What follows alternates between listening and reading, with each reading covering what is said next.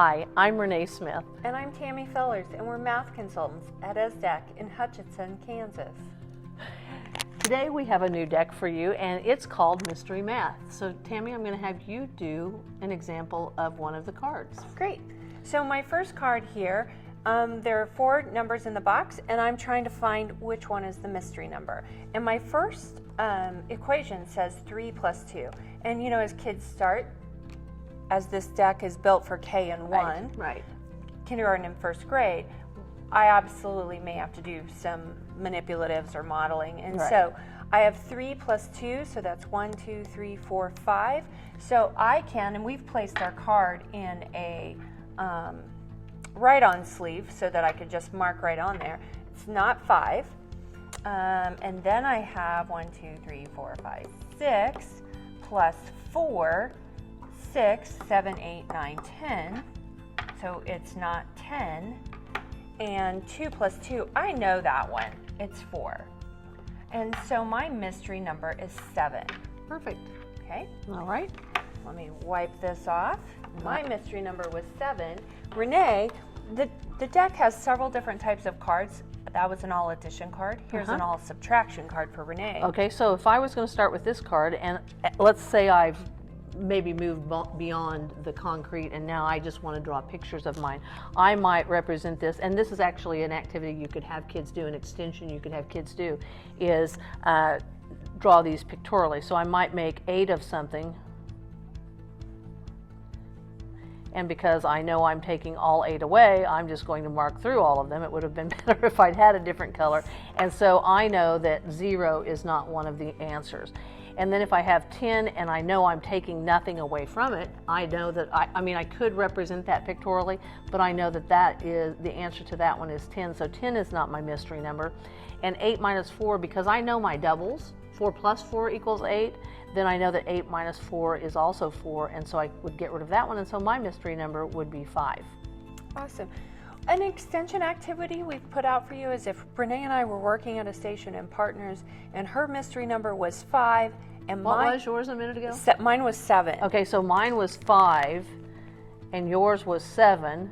And so if we wanted to compare those two numbers, we could actually use those inequality symbols and put in that 5 is less than 7. Right. Okay. Or if you're not to that point yet, you can always have them circle the greater number. Sure. Or just record the larger number, however you want to do that.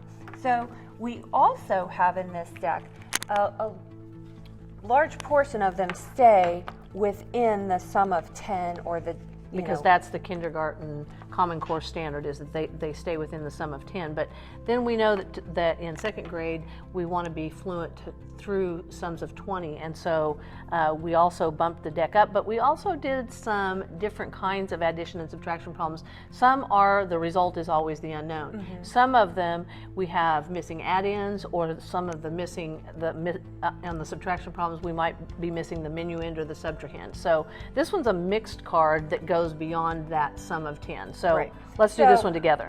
So 8 plus 12, and however I have to do that, whether I'm using my Unifix cubes or drawing a picture, I personally happen to know that that one's 20. Okay, and then mine is one of the trickier ones because now I have a start unknown and it's a subtraction. And so now I have to think about the fact that I have to have a number bigger than 10 because 10 is my result. I have to take 5 away from it.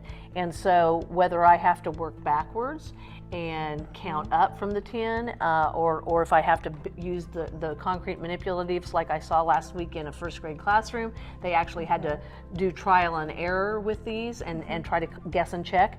But we know that that number would be 15, so 15 is not our mystery number.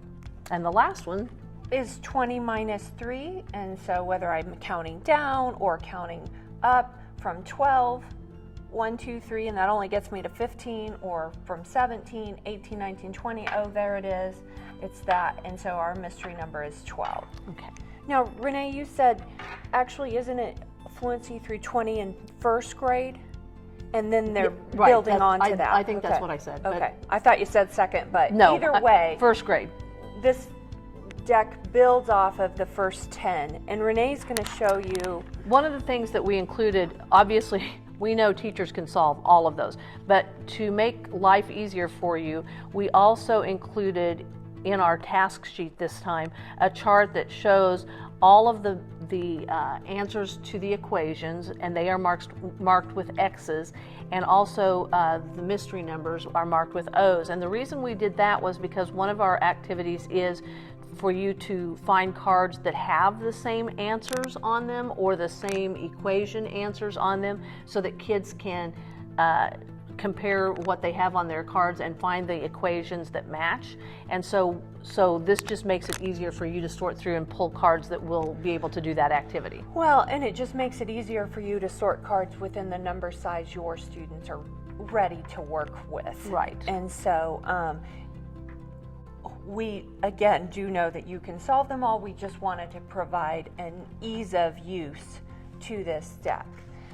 As that being said, remember each of our decks come with a complete tax sheet with directions, possible extensions, possible student accountability, as well as answers like this. And they're also self-checking. Yes. So that when students are doing them together as a partnership, I can hold the card where the answer's on my side. Tammy can't see it, but I can immediately give her feedback that says she's right or incorrect and needs to think about it differently.